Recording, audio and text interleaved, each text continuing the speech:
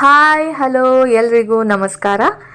ನಾವು ಬೆಳಗ್ಗೆ ಎದ್ದ ತಕ್ಷಣ ಚಳಿ ಅನ್ನಿಸ್ದಾಗ ಬಿಸಿ ಬಿಸಿಯಾಗಿ ರುಚಿಯಾಗಿ ಏನಾದರೂ ಬ್ರೇಕ್ಫಾಸ್ಟ್ಗೆ ಬೇಕು ಅಂತ ಅನಿಸುತ್ತೆ. ಹಾಗಾಗಿ ಅಂಥ ರುಚಿಯಾದ ಬಿಸಿಯಾದ ರೆಸಿಪಿನ ನಾನಿವತ್ತು ತೊಗೊಂಬಂದಿದ್ದೀನಿ. ಇದು ಯಾವುದು ಅಂದರೆ ಉತ್ತರ ಕರ್ನಾಟಕದ ತಾಲಿಪಟ್ಟು. ಆ್ಯಂಡ್ ಈ ರೆಸಿಪಿ ಕೂಡ ನಮ್ಮ ಅತ್ತೆಯವರ ರೆಸಿಪಿ ಆಗಿದೆ. ಹಾಗಾದರೆ ನೋಡೋಣ ಬನ್ನಿ.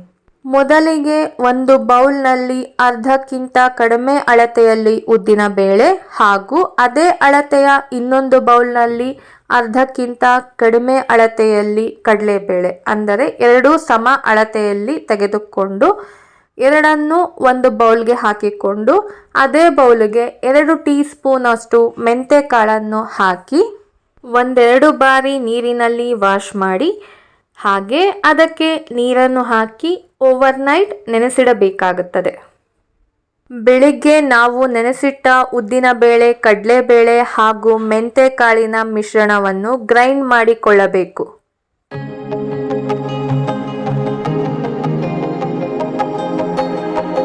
ಸೊ ನೋಡ್ತಾ ಇದ್ದೀರಾ, ಮಿಶ್ರಣವನ್ನು ನುಣ್ಣಗೆ ರುಬ್ಬಿಕೊಂಡು ಒಂದು ಬೌಲ್ನಲ್ಲಿ ತೆಗೆದುಕೊಳ್ಳಲಾಗಿದೆ. ಬೇಕಾಗಿರುವ ಸಾಮಗ್ರಿಗಳು 2 ಟೀ ಸ್ಪೂನಷ್ಟು ಜೀರಿಗೆ ಪುಡಿ, 4ರಿಂದ 5 ಟೀ ಸ್ಪೂನಷ್ಟು ಹರಳುಪ್ಪು, 4ರಿಂದ 5 ಟೀ ಸ್ಪೂನಷ್ಟು ಅಚ್ಚ ಖಾರದ ಪುಡಿ, ಮಾಡಿಟ್ಟುಕೊಂಡಿರುವ ಮಿಶ್ರಣ, ಅರ್ಧ ಬೌಲ್ನಷ್ಟು ಗೋಧಿ ಹಿಟ್ಟು, 1 ಬೌಲ್ನಷ್ಟು ಜೋಳದ ಹಿಟ್ಟು, ನಂತರ ಹೆಚ್ಚಿಟ್ಟುಕೊಂಡಿರುವ 3 ಮೀಡಿಯಂ ಸೈಜ್ ಈರುಳ್ಳಿ, ಹಾಗೆ ಹೆಚ್ಚಿಟ್ಟುಕೊಂಡಿರುವ 2 ಎಸಳಿನಷ್ಟು ಕರಿಬೇವು, ನಂತರ ಹೆಚ್ಚಿಟ್ಟುಕೊಂಡಿರುವ 1 ಹಿಡಿಯುವಷ್ಟು ಕೊತ್ತಂಬರಿ.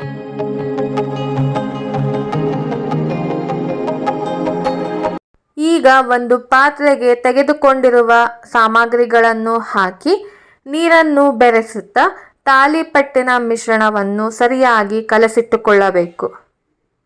ಅಂದರೆ ಈ ತಾಲಿಪಟ್ಟಿನ ಮಿಶ್ರಣವನ್ನು ದೋಸೆ ಹಿಟ್ಟಿನ ಹದಕ್ಕೆ ಕಲಸಿಟ್ಟುಕೊಳ್ಳಬೇಕು.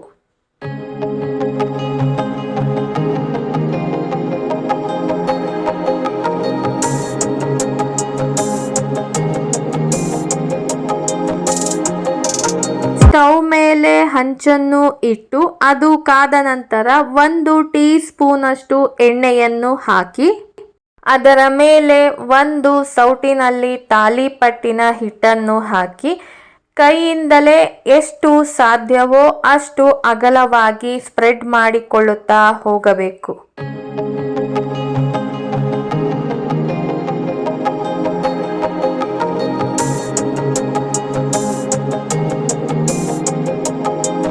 ನಂತರ ತಾಲಿಪಟ್ಟಿನ ಮೇಲ್ಭಾಗದಲ್ಲಿ ಎಲ್ಲ ಕಡೆಗೆ ಸ್ಪ್ರೆಡ್ ಆಗುವಂತೆ ಅರ್ಧ ಟೀ ಸ್ಪೂನ್ ಅಷ್ಟು ಎಣ್ಣೆಯನ್ನು ತೆಗೆದುಕೊಂಡು ಹಾಕಬೇಕು ಮತ್ತು ಸಿಮ್ಮನ್ನು ಮೀಡಿಯಂ ಫ್ಲೇಮಲ್ಲಿ ಇಟ್ಟು ತಾಲಿಪಟ್ಟನ್ನು 3ರಿಂದ 4 ನಿಮಿಷಗಳ ಕಾಲ ಬೇಯಿಸಬೇಕು.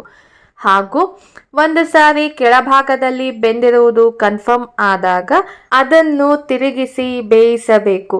ಎರಡೂ ಕಡೆ ತಾಲಿಪಟ್ಟು ಸರಿಯಾಗಿ ಬೆಂದ ನಂತರ ತಾಲಿಪಟ್ಟನ್ನು ಹಂಚಿನಿಂದ ತೆಗೆಯಬೇಕು. ಹಾಗೆ ಮತ್ತೊಮ್ಮೆ ಎಣ್ಣೆಯನ್ನು ಹಾಕಿ ಇನ್ನೊಂದು ತಾಲಿಪಟ್ಟನ್ನು ಇದೇ ರೀತಿ ಮಾಡಬೇಕು.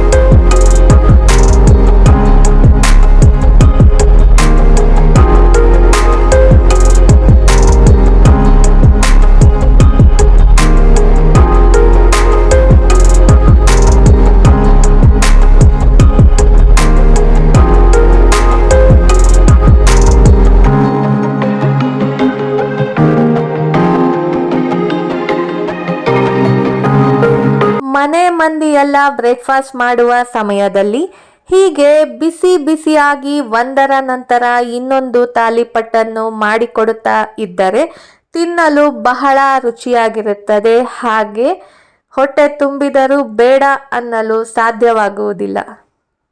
ಇದಾಗಿತ್ತು ನನ್ನ ಯೂಟ್ಯೂಬ್ ಬ್ಲಾಗ್ಸ್ನ ಉತ್ತರ ಕರ್ನಾಟಕ ಫುಡ್ ಸೀರೀಸ್ನ ತಾಲಿಪಟ್ಟಿನ ರೆಸಿಪಿ. ಹಾಗೂ ಒಮ್ಮೆ ನೀವು ಮನೆಯಲ್ಲಿ ಟ್ರೈ ಮಾಡಿ ಹೇಗಿತ್ತು ಎಂದು ಕಾಮೆಂಟ್ ಮೂಲಕ ತಿಳಿಸಿ.